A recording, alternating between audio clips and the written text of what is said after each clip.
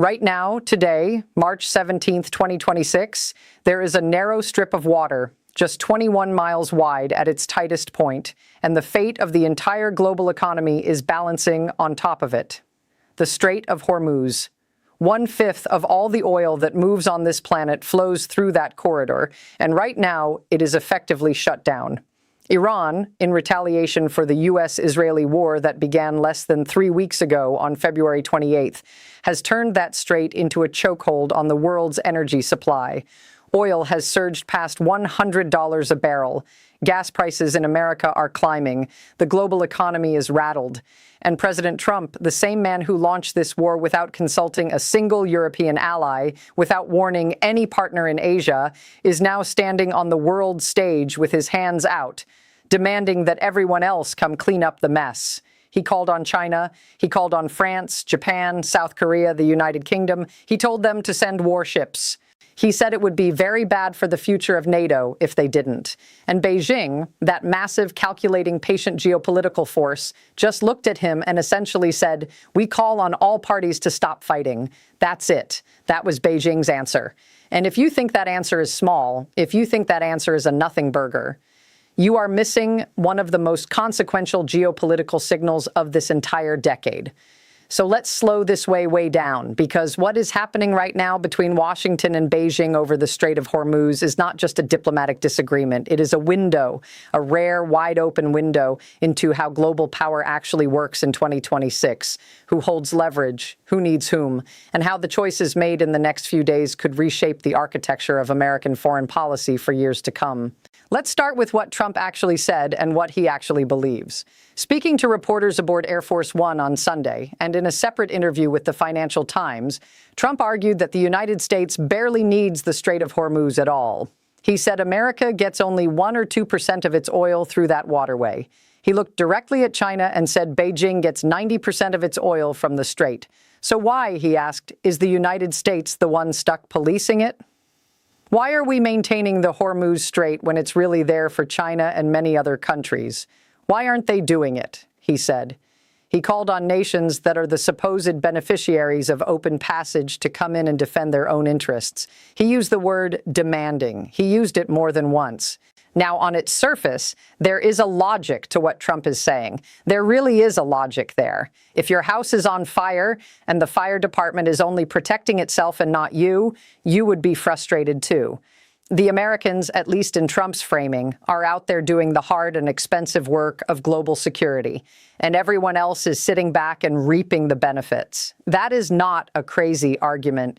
Trump has made a version of it about NATO defense spending, and he actually got some results. Europe did increase its military budgets, so the instinct behind the demand is not irrational. But here is where it falls apart completely. And this is where you have to pay very close attention. Trump sidestepped diplomatic coordination as he made the decision to launch strikes on Iran with Israel. He did not call the Europeans first. He did not notify Japan. He did not brief South Korea. He launched a war that has now killed more than 1,300 Iranian civilians, that has killed 13 American service members, that has ignited Lebanon for a second front, that has sent missiles crashing into Dubai International Airport. And he did it unilaterally alongside Israel, and then turned around and said, "Now come help me with the consequences." Germany made this point with brutal directness. Stefan Cornelius, spokesperson for German Chancellor Friedrich Merz, said in Berlin, "I would also like to remind you that the U.S. and Israel did not consult us before the war, and that Washington explicitly stated at the start of the war that European assistance was neither necessary nor desired." That is a spokesperson for America's most important European ally essentially saying, you didn't want us then, don't come calling now. And yet here Trump is, calling, demanding, threatening, and getting almost nothing. So let's talk specifically about China's response, because China's response is the most interesting and strategically significant piece of all of this. When Chinese Foreign Ministry spokesperson Lin Jian stood at his podium on Monday and was asked directly about Trump's call for China to send warships to the Strait of Hormuz, he did not say yes. He did not say no in a confrontational way. He said that the recent tense situation in the Strait of Hormuz had impacted international goods and energy trade, and called on all parties to immediately cease military actions and avoid further escalation. He said China was in talks with different parties to work toward de-escalation. He talked about the importance of the upcoming Trump-Xi summit. He said head of state diplomacy plays an irreplaceable role. And then nothing. No commitment. No warships. No coalition. Just a call for peace, wrapped in the language of stability and global development. Some people will look at that and say Beijing blinked, that Beijing was weak, that China didn't step up. But that is exactly backwards. Beijing's response was a masterstroke of diplomatic patience. Here is why. China has little incentive to concede to Trump's demands. Think about what Trump is actually asking. He is asking China, a country that condemned the U.S.-Israeli strikes on Iran from the very beginning, a country that has called Iran a strategic partner, a country that brokered the Iran-Saudi Arabia diplomatic reconciliation in 2023, to now risk its own military assets in a war that Washington started against Beijing-friendly Tehran. That is an extraordinary ask. It is not just politically uncomfortable for Xi Jinping. It is genuinely contrary to every strategic interest China has cultivated in the Middle East over the past decade. And then there's the energy picture, which Trump got badly wrong. Trump claimed China gets 90% of its oil through the Strait of Hormuz.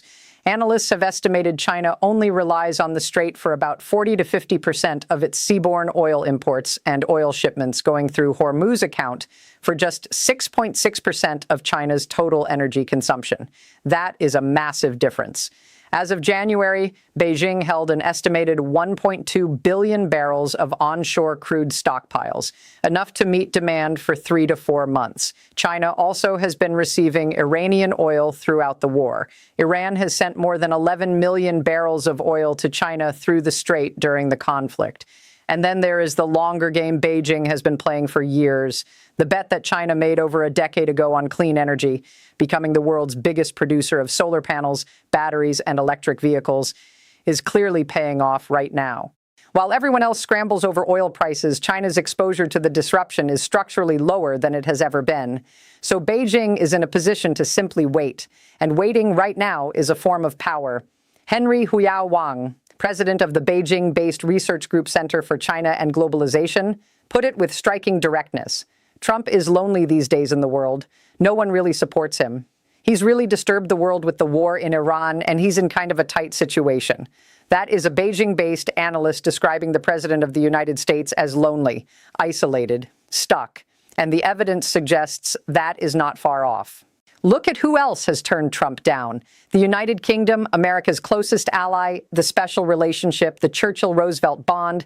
Prime Minister Keir Starmer said he is working with allies on a plan to reopen the strait, but it won't be a NATO mission and that Britain will not be drawn into the wider war. Germany said there would be no NATO involvement whatsoever as long as the war continues. Japan said any operations in the Strait of Hormuz might not even pass its domestic legal framework. South Korea said it needed adequate time for deliberation, and Iran's foreign ministry, almost mocking Trump in real time, responded to the demand for warships by saying simply, "Let him send his ships." The Iranian Revolutionary Guard's message was even more blunt. 4 words, "Let him send ships."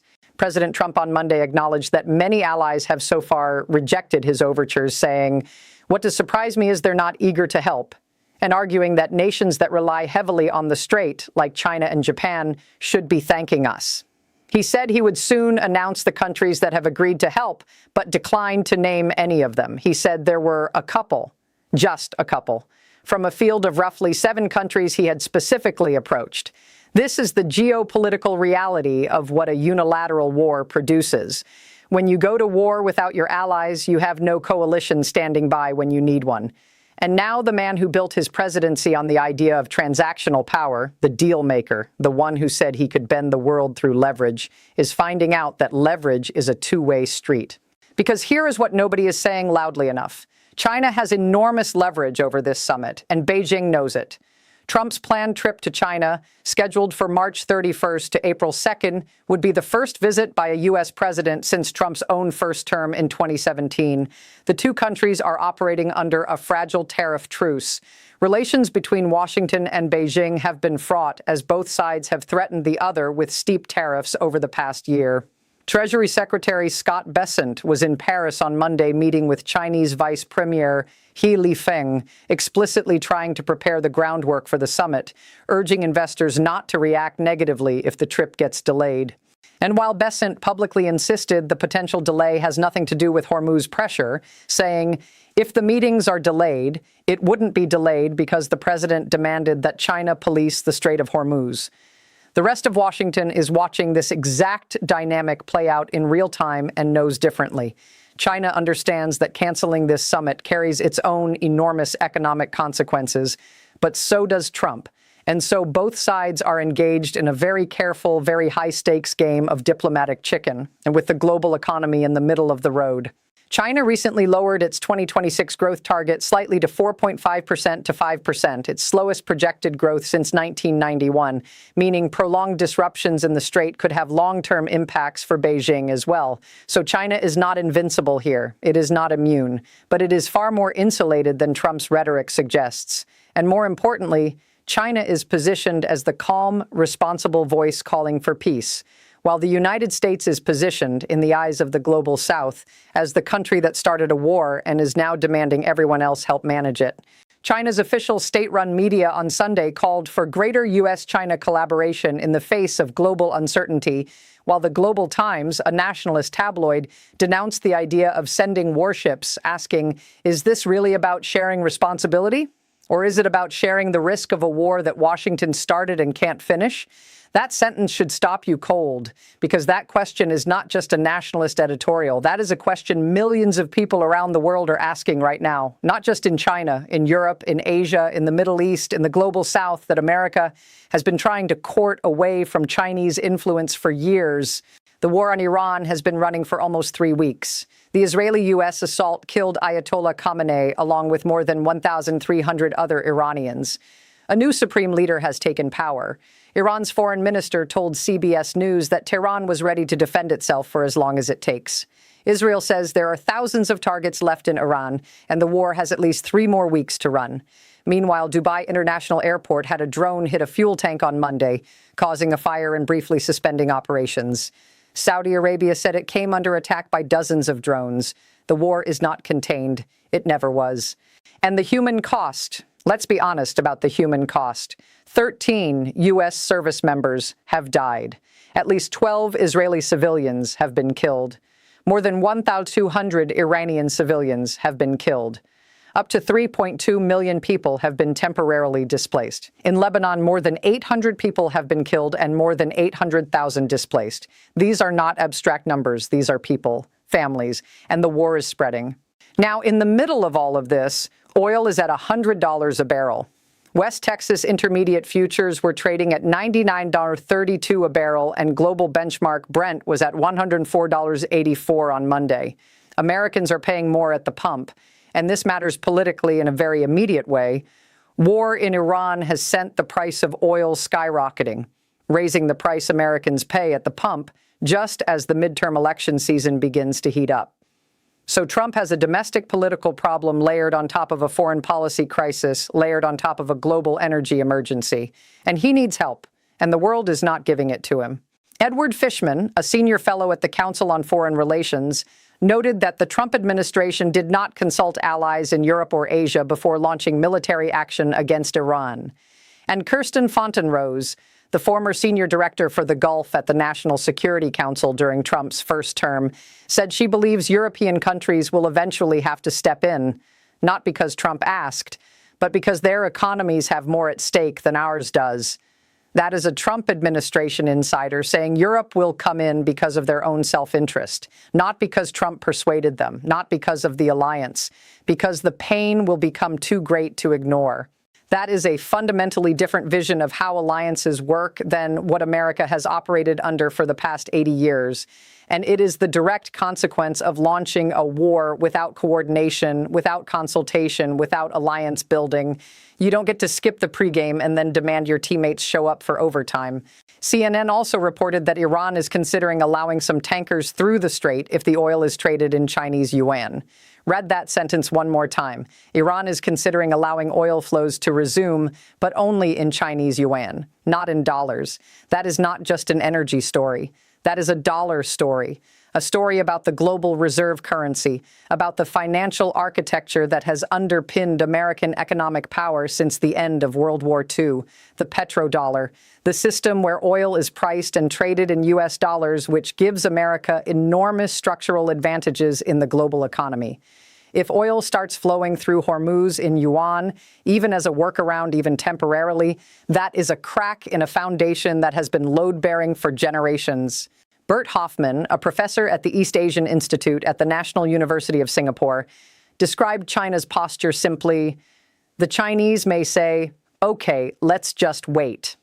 And that patience, that strategic patience, is perhaps the most powerful thing Beijing has deployed in this entire crisis. While Trump tweets and demands and threatens and warns that he will remember who didn't help, China is sitting very still, watching, calculating, letting the pressure accumulate on Washington, and positioning itself in the eyes of the world as the stable, responsible power that is calling for peace while America wages war. That is the story here. That is what Beijing's non-answer actually means. It is not passivity. It is leverage. It is a country that has spent 2 decades quietly building energy independence, stockpiling reserves, diversifying supply chains, investing in clean energy, and deepening relationships across the Middle East. And now watching a moment arrive where all of that preparation suddenly pays off at exactly the moment America needs something Beijing doesn't have to give. The question for the next 2 weeks, before March 31st, before that Beijing summit, before we find out whether Trump and Xi actually sit down together or whether this whole thing fractures further, is whether Washington grasps what is actually happening. Whether the administration understands that demanding is not the same as leading, that threatening is not the same as building, that a coalition of a couple of countries unnamed is not the same as the global coalition America assembled in previous decades through the slow, steady work of actual diplomacy.